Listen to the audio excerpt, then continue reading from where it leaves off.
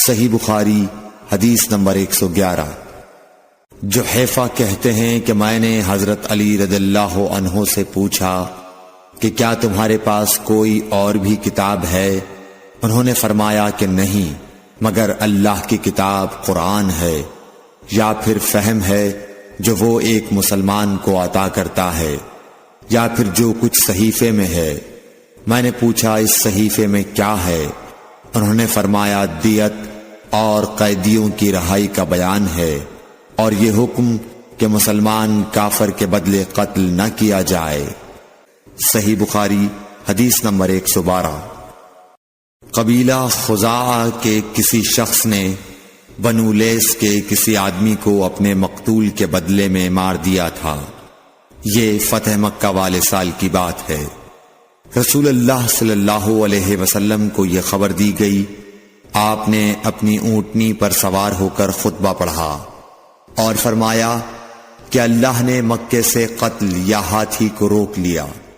امام بخاری رحمۃ اللہ علیہ فرماتے ہیں اس لفظ کو شک کے ساتھ سمجھو۔ ایسا ہی ابو نعیم وغیرہ نے القتل اور الفیل کہا ہے۔ ان کے علاوہ دوسرے لوگ الفیل کہتے ہیں۔ پھر رسول اللہ صلی اللہ علیہ وسلم نے فرمایا کہ اللہ نے ان پر اپنے رسول اور مسلمانوں کو غالب کر دیا، اور سمجھ لو کہ وہ مکہ کسی کے لیے حلال نہیں ہوا، نہ مجھ سے پہلے اور نہ آئندہ کبھی ہوگا، اور میرے لیے بھی صرف دن کے تھوڑے سے حصے کے لیے حلال کر دیا گیا تھا۔ سن لو کہ وہ اس وقت حرام ہے، نہ اس کا کوئی کانٹا توڑا جائے نہ اس کے درخت کاٹے جائیں، اور اس کی گری پڑی چیزیں بھی وہی اٹھائے جس کا منشا یہ ہو کہ وہ اس شے کا تعارف کرا دے گا۔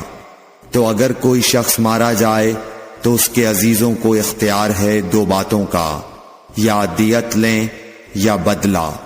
اتنے میں ایک یمنی آدمی ابو شاہ نامی آیا اور کہنے لگا یہ مسائل میرے لیے لکھوا دیجئے۔ تب آپ نے فرمایا کہ ابو فلاں کے لیے یہ مسائل لکھ دو۔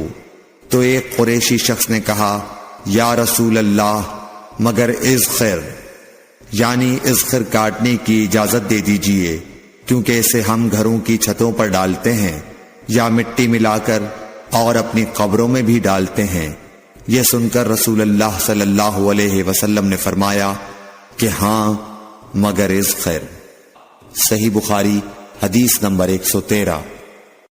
وہب بن منبح کے بھائی کہتے ہیں کہ میں نے حضرت ابو ہریرہ رضی اللہ تعالی عنہ کو کہتے ہوئے سنا کہ رسول اللہ صلی اللہ علیہ وسلم کے صحابہ میں عبداللہ بن عمر رضی اللہ عنہ کے علاوہ مجھ سے زیادہ کوئی حدیث بیان کرنے والا نہیں تھا، مگر وہ لکھ لیا کرتے تھے اور میں لکھتا نہیں تھا۔ صحیح بخاری حدیث نمبر 114۔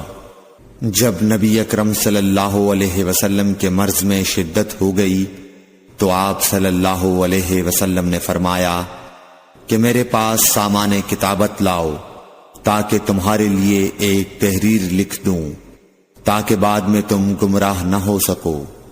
اس پر حضرت عمر رضی اللہ عنہ نے لوگوں سے کہا کہ اس وقت آپ صلی اللہ علیہ وسلم پر تکلیف کا غلبہ ہے، اور ہمارے پاس اللہ کی کتاب قرآن موجود ہے جو ہمیں ہدایت کے لیے کافی ہے۔ اس پر لوگوں کی رائے مختلف ہو گئی اور شور و غل زیادہ ہونے لگا۔ آپ صلی اللہ علیہ وسلم نے فرمایا میرے پاس سے اٹھ کھڑے ہو، میرے پاس جھگڑنا ٹھیک نہیں۔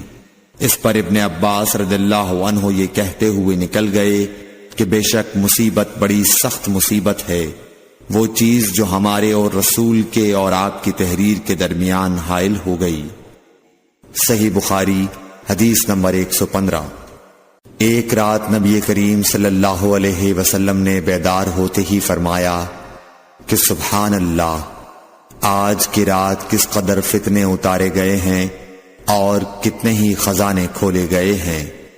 ان حجرے والیوں کو جگاؤ، کیونکہ بہت سی عورتیں جو دنیا میں باریک کپڑا پہننے والی ہیں وہ آخرت میں ننگی ہوں گی۔